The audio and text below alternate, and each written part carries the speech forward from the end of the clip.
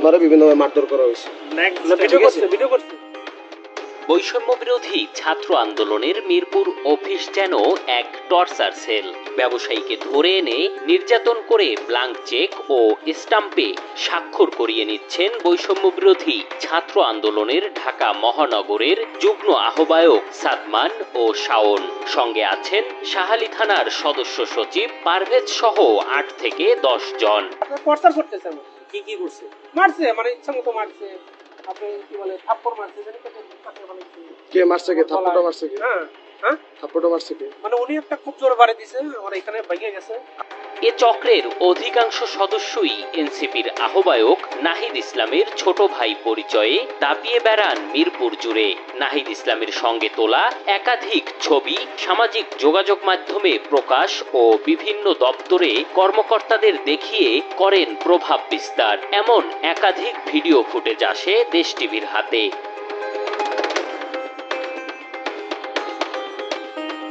অভিযোগের সত্যতা যাচাইয়ে মিরপুরে প্রাথমিক শিক্ষা অধিদপ্তরের মহাপরিচালকের কাছে দেশ টিভি টিম। ক্যামেরার সামনে কথা বলতে রাজি হননি তিনি, তবে জানান নাহিদ ইসলামের সঙ্গে ঘনিষ্ঠ ছবি দেখিয়ে তার ছোট ভাই দাবি করে বদলি সহ বিভিন্ন বিষয়ে চাপ প্রয়োগ করেন তারা।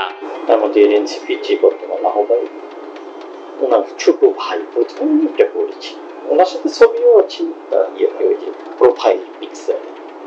তো তিনি আমাকে করেছি, নিজের পরিচয়টাকে খুব বেশি মাত্রায় প্রকাশ করে বদলের জন্য অনেকটা চাপ প্রয়োগ করেছি।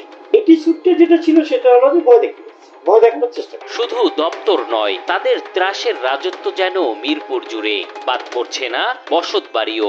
কদিন আগে শুধু হামলা নয়, লুটপাটও চালায় এরা, যার বিচার চাওয়া তো দূরে থাক, সে ঘটনা মনে করতেই ভয়ে আটকে ওঠেন ভুক্তভোগীরা।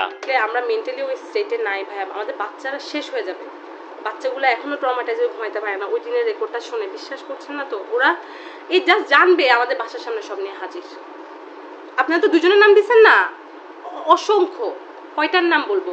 এবার বৈষম্য বিরোধী ছাত্র আন্দোলনের এ নেতাদের সম্পর্কে জানতে জাতীয় নাগরিক পার্টির আহ্বায়ক নাহিদ ইসলামের মুখোমুখি হতে চাই আমরা। তবে ক্যামেরার সামনে কথা বলতে রাজি হননি তিনি। বলেন এদের কর্মকাণ্ড সম্পর্কে কিছুই জানেন না, তাদের বিরুদ্ধে ব্যবস্থা গ্রহণেরও দাবি করেন তিনি।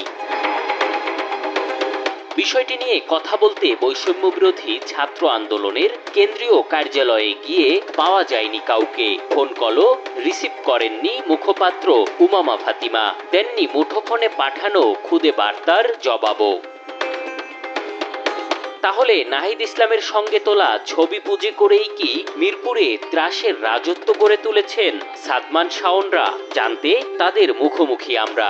তাদের দাবি কারো পরিচয়ে প্রভাব বিস্তার করেননি।